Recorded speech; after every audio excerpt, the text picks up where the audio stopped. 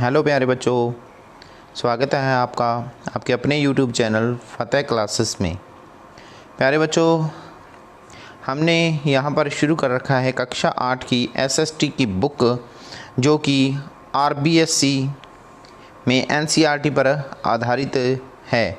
उसके अंदर हमारे 2 लेसन कंप्लीट हो चुके हैं। यहाँ पर अपने तीसरा जो लेसन है ग्रामीण क्षेत्र पर शासन चलाना, इसको अपने शुरू करने जा रहे हैं। तो शुरू करते हैं दोस्तों। सबसे पहले इसमें चित्र दिया हुआ है। ये जो चित्र है, ये चित्र है सन 1765 का। उस समय रॉबर्ट क्लाइव है जो मुग़ल बादशाह से बिहार और उड़ीसा की दीवानी ग्रहण करते हुए इस चित्र के अंदर दिखाया गया है। इसमें आप देख सकते हैं कि एक तरफ रॉबर्ट क्लाइव का चित्र है, ये वाला, ठीक है, और ये है उस समय का मुग़ल बादशाह। ये जो बीच में आपको डॉक्यूमेंट्स दिख रहे हैं, ये डॉक्यूमेंट्स इनको रॉबर्ट क्लाइव को प्रदान किए जा रहे हैं, ठीक है। कंपनी दीवान बन गई। कंपनी कैसे दीवान बन गई, मतलब क्या है कि उससे इस कंपनी के दीवान बनने से पहले जो दीवानी होती थी वो किसी व्यक्ति विशेष के पास होती थी, जो कि मुग़ल बादशाह की तरफ से निर्धारित किया हुआ होता था, वहाँ पर नियुक्त किया गया होता था, ठीक है। दीवान क्या होता था, क्या काम होता था? उसका काम होता था भू राजस्व एकत्रित करना, ठीक है। तो अब कोई आदमी नहीं था। अब जो कंपनी थी इंग्लैंड की ईस्ट इंडिया कंपनी, जो कि व्यापार करने के लिए यहाँ पर आई हुई थी भारत में, उसको दीवान नियुक्त कर दिया। कहाँ का? उड़ीसा और बिहार का, ठीक है। 12 अगस्त 1765 को मुग़ल बादशाह ने ईस्ट इंडिया कंपनी को बंगाल का दीवान नियुक्त कर दिया। किसको? ईस्ट इंडिया कंपनी को। इस बात की पूरी संभावना है कि यह घटना मुट्ठी भर अंग्रेज़ों और हिंदुस्तानियों की मौजूदगी में रॉबर्ट क्लाइव के तंबू में घटी होगी। ये पूरी संभावना है कि छोटा सा काम कार्य हुआ होगा कोई, ठीक है, गुप्त तरीके से ही इनको या कुछ ही लोगों के सामने रॉबर्ट क्लाइव को जो मुग़ल बादशाह था उसने इसके डॉक्यूमेंट्स दिए होंगे। लेकिन ऊपर दिए गए चित्र में इस घटना का एक भव्य समारोह, ऊपर अपने चित्र देखा, उसमें तो ऐसा देख रखा है कि कोई आलीशान कोई बहुत ही ज़बरदस्त कोई समारोह फंक्शन किया गया जिसमें रॉबर्ट क्लाइव को ये अधिकार दिए गए। यह चित्र उस चित्रकार ने बनाया है जिसे रॉबर्ट क्लाइव ने अपने जीवन की यादगार घटनाओं को चित्रित करने का जिम्मा सौंपा था। उस समय अंग्रेज अधिकारी जो यहाँ पर आते थे वो अपने साथ कोई इस प्रकार के कोई इतिहासकार रखते थे कि जो चित्रों के द्वारा या लिख कर इतिहास को संजोते थे, ताकि आगे आने वाले समय में वो अंग्रेज अधिकारियों को लोग याद रख सकें, ठीक है। तो उसी प्रकार से रॉबर्ट क्लाइव के साथ भी एक चित्रकार था जिसने कि एक चित्र उन घटनाओं को चित्रित करता था जिसमें रॉबर्ट क्लाइव की कोई यादगार पल होते थे। बंगाल की दीवानी हाथ में आ जाना अंग्रेज़ों के लिए निश्चय ही एक बड़ी घटना थी। दीवान के तौर पर कंपनी अपने नियंत्रण वाले भूभाग के आर्थिक मामलों की मुख्य शासक बन गई थी। यानी कि जो क्षेत्र थे उड़ीसा और बिहार का, वहाँ के जो आर्थिक मामले थे उनका सारा अधिकार किसके पास आ गया था? कंपनी का। आर्थिक का मतलब होता है कि जो रुपए पैसे से संबंधित, यानी कि जो राजस्व के जो मामले थे। अब उसे अपनी ज़मीन का शासन चलाने और आमदनी को व्यवस्थित करने का रास्ता ढूंढना था। अब भी नया काम मिल गया था उनको, ठीक है।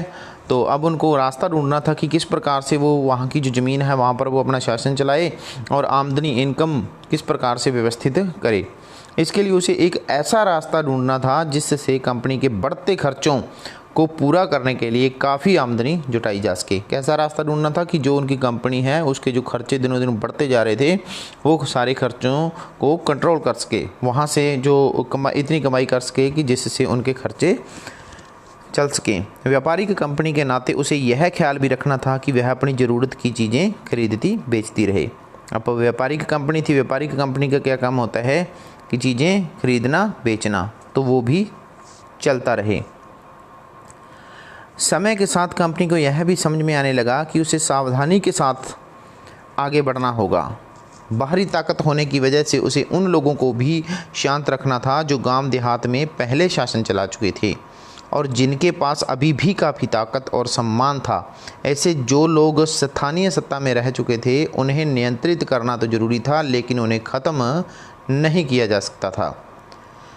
मतलब क्या था कि अब भी कंपनी क्या है, कंपनी तो दूसरे देश से आई थी, लेकिन यहाँ कुछ ऐसे लोग भी थे जिनका पहले यहाँ पर शासन रहा था, ठीक है, लोकल जैसे ज़मींदार वगैरह लोग हो गए, है ना। तो अब कंपनी को ये भी ख्याल रखना था कि उन लोगों को पर भी कंट्रोल किया जा सके, क्योंकि उनको सीधे तौर पर उनको ख़त्म नहीं कर सकते थे। ठीक है, तो यह काम कैसे हो फिर, बस इसी अध्याय में यही चीज़ें तो अपने पढ़नी है। इस अध्याय में हम देखेंगे कि कंपनी ने ग्रामीण इलाकों को उपनिवेश कैसे बनाया। ठीक है, अब क्या था कि अभी तक तो जो बड़े बड़े जो नगर वगैरह थे उनको कब्जे में ले लिया था, लेकिन अब उन्होंने इस लेसन के अंदर हम वो चीज़ें पढ़ेंगे कि किस प्रकार से उन्होंने गाँवों का महत्व समझा और उन गाँवों को अपने कब्जे में लिया। आय के संसाधन कैसे जुटाए, लोगों के अधिकार किस तरह तय किए और मन माफिक फसलों की खेती कैसे कराई, कि मतलब किस प्रकार से अपनी मन माफिक यानी कि जो उनको सही लगता था वो फसलों की खेती कैसे भारतीयों से करवाई। आगे अपने पढ़ेंगे कि किस प्रकार से उन्होंने अपनी मर्जी की फसलों की खेती करवाई, तो भारतीयों ने विरोध किया और किस प्रकार से फिर आगे क्रांति वगैरह फैली, आंदोलन हुए।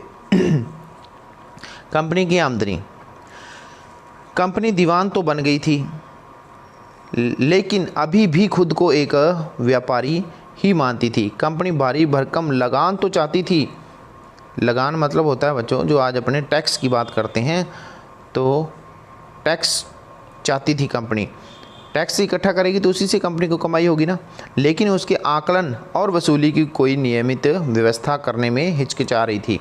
लेकिन थोड़ी उसको हिचकिचाहट हो रही थी कि उसका आकलन, उसका सर्वेक्षण, निरीक्षण किस प्रकार से करे और किस प्रकार से कोई वसूली करे लोगों से, है ना, लगान वसूल करे, तो उसकी व्यवस्था कैसे करनी है। उसकी कोशिश यही थी कि वह ज़्यादा से ज़्यादा राजस्व मतलब कि ज़्यादा से ज़्यादा पैसा हासिल करे, इकट्ठा करे और कम से कम कीमत पर बढ़िया सूती और रेशमी कपड़े खरीदे। अब इनका क्या काम था कि ज़्यादा से ज़्यादा पैसा इकट्ठा करे और उस पैसे से क्या करेगी कि सूती और जो रेशमी कपड़ा है वो खरीदेगी। ठीक है, और उसको फिर बड़े ऊंचे दामों पर बेचेगी और उससे कंपनी कमाई करेगी। यही तो एक व्यापारी का काम होता है ना, कि कोई चीज़ सस्ती खरीदना और उसको फिर महंगे दामों पर बेचना। इसी कारण 5 साल के भीतर बंगाल में कंपनी द्वारा खरीदी जाने वाली चीज़ों का कुल मूल्य दोगुना हो चुका था। ये 1865 दिया हुआ है, ये 1765 है। 1765 से पहले कंपनी ब्रिटेन से सोने और चांदी का आयात करती थी और इन चीज़ों के बदले सामान खरीदती थी। अब बंगाल में इकट्ठा होने वाले पैसे से ही निर्यात के लिए चीज़ें खरीदी जा सकती थी। ये 1765 को इनको दीवानी मिली है, तो उससे पहले क्या था ना कि कंपनी क्या करती थी कि अपने देश यानी कि ब्रिटेन से वो क्या करती थी, सोना चांदी वगैरह लेके आती थी। ठीक है, वो खरीदती थी सोना चांदी और उस सोने चांदी के बदले में भारत से वो उन चीज़ों को खरीदती थी जिनको वो इंग्लैंड वगैरह देशों के अंदर बेच सके। लेकिन अब क्या था, अब उनको इन चीज़ों की ज़रूरत, सोने चांदी की ज़रूरत नहीं थी। क्यों? क्योंकि अब उनको आमदन भारत से ही होने लगी थी। कैसे कि अब उनके पास अधिकार था, दीवानी अधिकार थे, तो अब वो पैसा लेती थी, लोगों से लगान लेती थी, टैक्स लेती थी, राजस्व लेती थी। वो पैसा आ गया और उस पैसे से सामान खरीदा और उसको फिर ऊंचे दामों पर बेच दिया। जल्दी ही यह जाहिर हो गया कि बंगाल की अर्थव्यवस्था एक गहरे संकट में फंसती जा रही है। कारीगर गांव छोड़कर भाग रहे थे क्योंकि उन्हें बहुत कम कीमत पर अपनी चीज़ें कंपनी को जबरन बेचनी पड़ती थी। किसान अपना लगान नहीं चुका पा रहे थे, कारीगरों का उत्पादन गिर रहा था और खेती चौपट होने की दिशा में बढ़ रही थी। ये दोस्तों एक नीचे ना चित्र दिया हुआ है, ये वाला। अब क्या था कि खेती चौपट हो रही थी। ठीक है, जो अंग्रेज जो कंपनी थी वो अत्याचार कर रही थी लोगों पर, है ना, टैक्स ज़बरदस्ती टैक्स वसूल रही थी, लेकिन लोग टैक्स चुका नहीं पा रहे थे, उत्पादन उनका कम हो रहा था, तो धीरे धीरे वो काम धंधा खेती वगैरह छोड़ रहे थे। ये नीचे एक ना चित्र दिया हुआ है, ये चित्र क्या है, मुर्शिदाबाद, बंगाल के अंदर जो मुर्शिदाबाद जगह है वहाँ का एक चित्र है। वहाँ पर एक हाट का चित्र है। हाट का मतलब होता है कि जो लोग होते हैं ना, जो ग्रामीण जो लोग होते हैं वो क्या करते थे कि बाज़ार के अंदर इस प्रकार का बाज़ार लगता था। ये देखो छोटे छोटे चित्र बने हुए हैं ना, यहाँ पर क्या है कि लोगों ने अपना सामान रख रखा है। ये देखो जैसे ये औरतें बैठी हैं, है ना, तो ये यहाँ पर लगा रखा है, यहाँ लगा रखा है, ये देखो यहाँ पर। तो ये क्या है कि वहाँ पर ले जाकर दुकानें वगैरह लगाते थे और वहाँ पर अपना सामान बेचते थे और अपनी ज़रूरत का सामान वहाँ से खरीदते थे। ये है एक, इसको बोलते थे हाट। ठीक है, तो ये एक हाट का चित्र है। ठीक है, तो हम क्या पढ़ रहे थे कि चौपट होने की दिशा में बढ़ रही थी खेती वगैरह, ठीक है। 1770 में पड़े अकाल, अब ऊपर से अकाल पड़ गया 1770 में, और इस अकाल में तो और भी ज़्यादा नुकसान हो गया कि 1 करोड़ लोगों की मौत को हो गई, ठीक है। कितने लोगों की? 1 करोड़, 1 करोड़ लोगों को मौत की नींद सुला दिया किसने? अकाल ने। इस अकाल में लगभग 1/3 आबादी समाप्त हो गई, ठीक है। तीसरा हिस्सा, जितनी टोटल आबादी थी उसका तीसरा हिस्सा ख़त्म हो गया था। अब क्या था?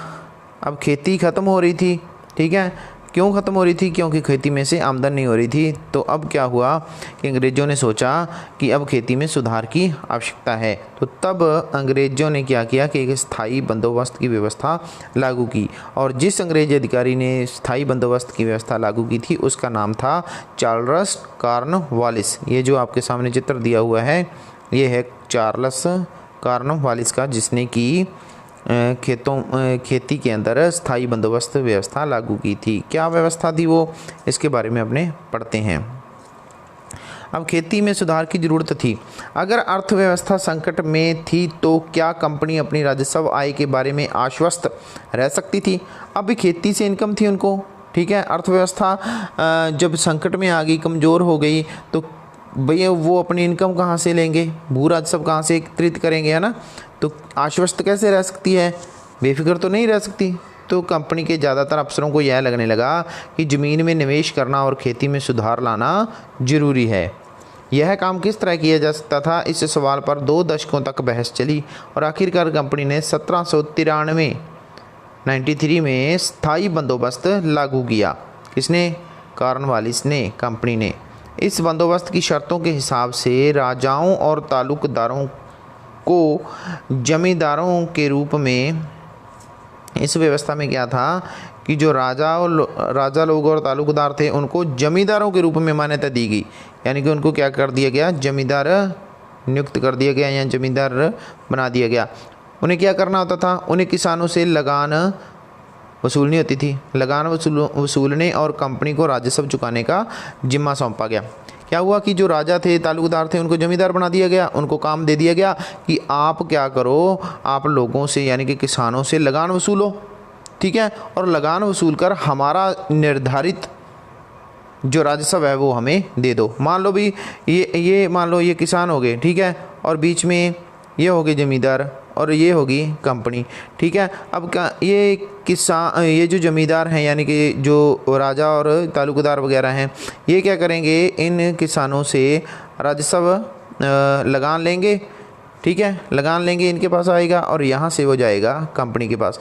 अब कंपनी ने तो निर्धारित कर दिया कि इतना तो हमें चाहिए ही चाहिए, ठीक है। तो इनको क्या करना होगा कि अब ये क्या करेंगे कि जितना तो कंपनी को देना है वो तो इन्होंने एकत्रित करना ही करना है, उसके अलावा भी ये खुद की भी कमाई करेंगे।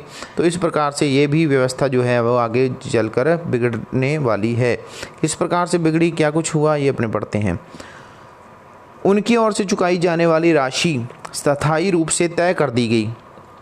इसका मतलब यह था कि भविष्य में कभी भी उसमें इजाफा नहीं किया जाना था। अंग्रेज़ों को लगता था कि इससे उन्हें नियमित रूप से राजस्व मिलता रहेगा और जमींदारों को ज़मीन में सुधार के लिए खर्च करने का प्रोत्साहन मिलेगा। उन्हें लगता था कि क्योंकि राज्य की ओर से राजस्व की मांग बढ़ने वाली नहीं थी, इसलिए जमींदार बढ़ते उत्पादन से फ़ायदे में रहेंगे। अब अंग्रेज़ों को यह लगता था कि अपने तो जी फिक्स कर दिया, ठीक है, इनकम। अब जमींदार क्या करेंगे? जमींदार करेंगे कि जैसे मान लो फिक्स जो राजस्व है वो तो देना कंपनी को, उसके अलावा जो इनकम होगी, अगर मान लो खेती के अंदर हम सुधार करेंगे, उससे पैदावार ज़्यादा लेंगे, उससे ज़्यादा जो कमाई होगी वो हमें बचेगी, ठीक है। ये सोचते थे अंग्रेज। लेकिन समस्या क्या आई? समस्या ये आई, मगर स्थायी बंदोबस्त ने भी समस्या पैदा कर दी कि कंपनी के अफसरों ने पाया कि अभी भी जमींदार ज़मीन में सुधार के लिए खर्चा नहीं कर रहे थे।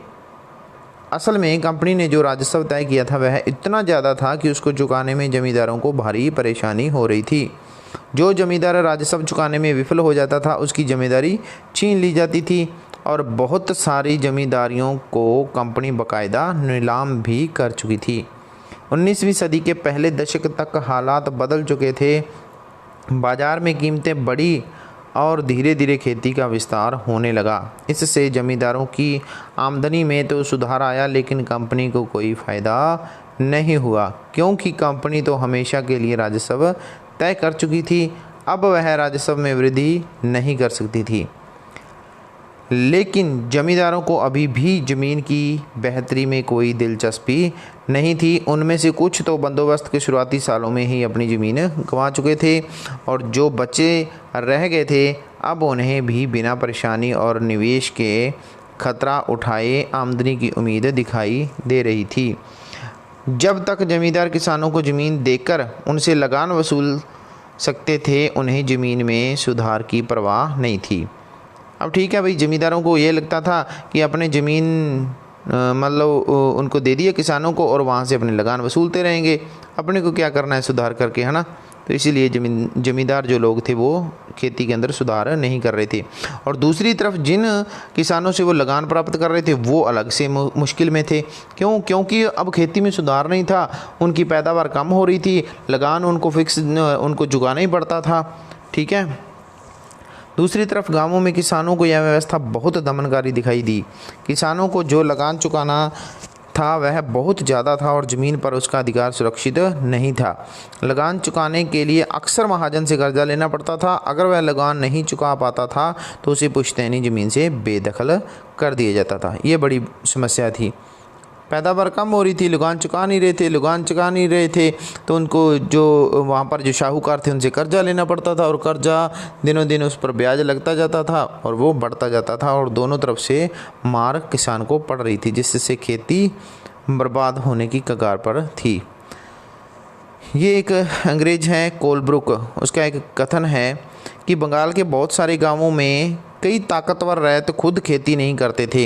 रैयत मतलब कह सकते हैं कि जिस प्रकार से जमींदार वगैरह हो गए, उन्हीं को कहा गया है रैयत। वे औरों को पट्टे पर ज़मीन दे देते थे और उनसे भारी लगान वसूल करते थे। मतलब क्या था कि वो खुद खेती नहीं करते थे, ज़मीन किसी को पट्टे पर, जैसे आज अपने चलता है ना ठेके पर दे देते हैं ना, उस प्रकार से ठेके वगैरह पर ज़मीन पट्टे पर ज़मीन दे दी और उनसे वो लगान ले लेते थे। 1860 में H.T. कोलब्रुक ने इन काश्तकारों की स्थिति इन शब्दों में बयान की थी: बटाई की भारी शर्तों और मवेशियों, बीज, आजीविका व कर्जों के बदले बेगारी से दबे ये काश्तकार खुद को कर्ज से कभी बाहर नहीं निकाल सकते। काश्तकार मतलब कि जो काश्त करता था, जो खेत पर जो काम करने वाला जो किसान होता था, उनके बारे में कह रहा है कि एक तो बटाई की भारी शर्तें, यानी कि जिस प्रकार से उन्होंने पट्टे पर ज़मीन ली है उसमें उनको बहुत सारी शर्तों का पालन करना पड़ता था। उसके अलावा मवेशियों का, पशुओं का खर्चा, बीज का खर्चा, आजीविका अपने लिए कमानी और कर्जा चुकाना, इन सबसे दब गया था काश्तकार, यानी कि किसान जो था खुद को कर्ज से कभी बाहर नहीं निकाल सकते। जब उन्हें जीने को भी पूरा नहीं मिलता तो ऐसे भयानक हालात में वे दिल लगाकर काम कैसे कर सकते हैं। न ही उन्हें अपनी हालत सुधारने की कोई उम्मीद दिखाई देती है। अभी मतलब कोई, जब तक हमें कोई पॉजिटिव, कोई सकारात्मक जो भविष्य नहीं दिखेगा आगे, तो हम किस प्रकार से मतलब काम करेंगे, है ना। मन लगाकर काम तो कर ही नहीं सकते। फिर एक नई व्यवस्था, अब ये व्यवस्था तो क्या थी, ये तो व्यवस्था फिर फेल हो गई थी।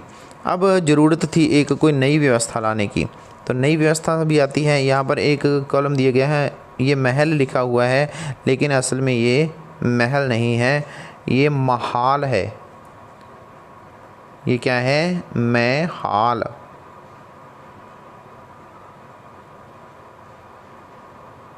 ठीक है कि यहाँ की मात्रा लगी हुई है, महाल है।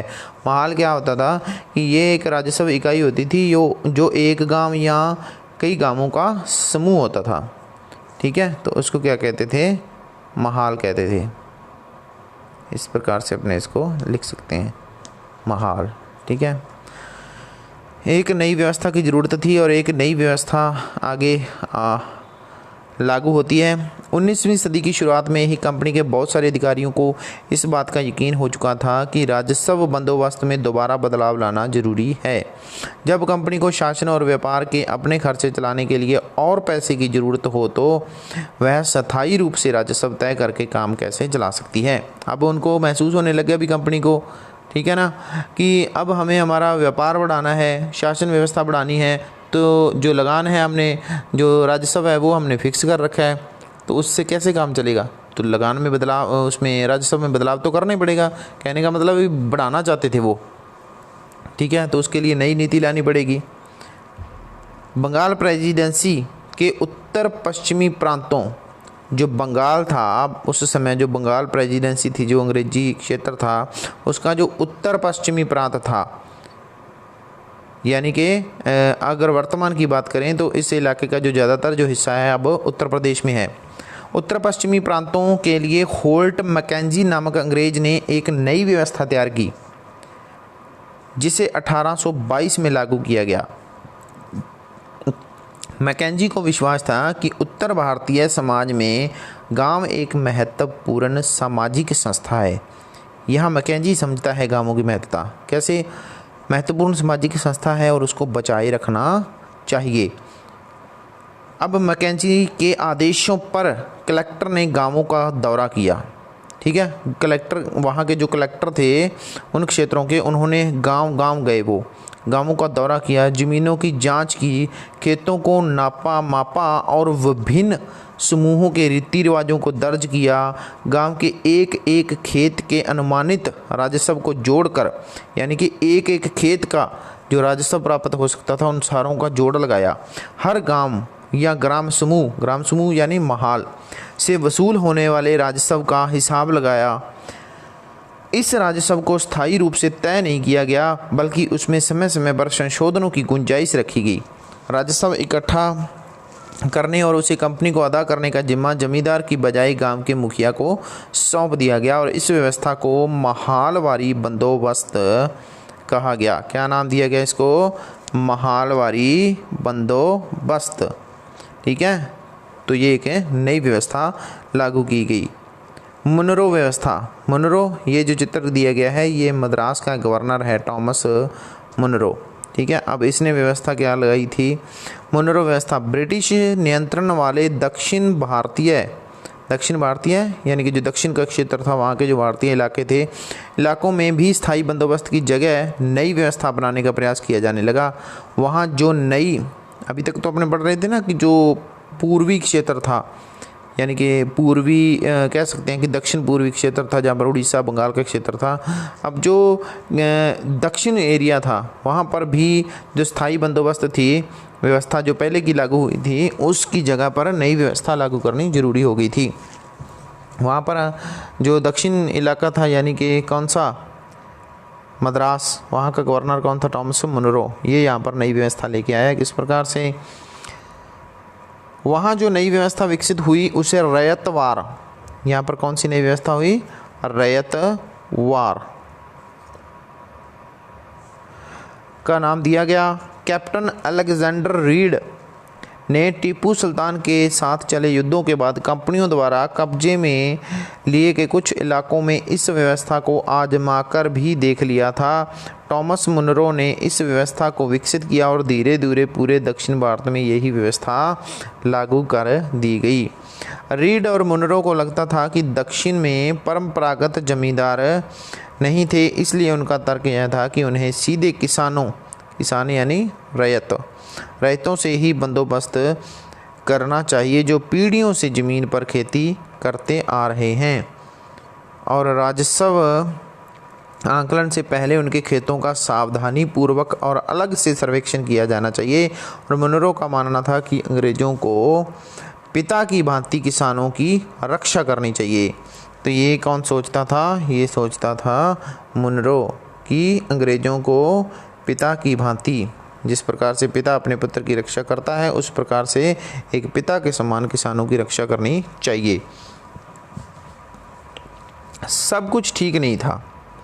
नई व्यवस्थाएं लागू होने के बाद महज कुछ साल के भीतर उनमें समस्याएं दिखाई देने लगी। जमीन से होने वाली आमदनी बढ़ाने के चक्कर में राजस्व अधिकारियों ने बहुत ज़्यादा राजस्व तय कर दिया था। किसान राजस्व चुका नहीं पा रहे थे, रैयत गांवों से भाग रहे थे और बहुत सारे क्षेत्रों में गांव वीरान हो गए थे। आशावादी अफसरों को उम्मीद थी कि नई व्यवस्था किसानों को संपन्न उद्यमशील किसान बना देगी, लेकिन ऐसा नहीं हुआ। देखिए बहुत सारी अंग्रेज़ों ने कोशिशें की अपने हिसाब से कि जो किसान है वो उद्यमशील संपन्न बन जाए, क्योंकि किसान संपन्न बनेगा तो उनको भी इनकम ज़्यादा होगी, ठीक है। लेकिन सब कुछ ठीक है नहीं चला, तो कई जो उनके प्लान थे वो फेल हो रहे थे। जो नई जो वो लेकर आए थे, जो प्लान जो नीतियां लेकर आए थे, वो सारी फेल होती जा रही थी। अब उन्होंने एक नया प्रयास किया, वो ये था कि यूरोप के लिए फसलें उगाना शुरू किया यहाँ पर, ठीक है। तो क्या किए, यूरोप के लिए फसलें। अब कौन कौन सी फसलें उगाएंगे, किस प्रकार से वो फसलें यहाँ पर फसलों की पैदावार करते हैं, किस प्रकार से उनसे कमाई होती है, यहाँ पर उन फसलों का विरोध भी होता है। विरोध होता है तो फिर आंदोलन होते हैं, ठीक है। तो यूरोप के लिए फसलें।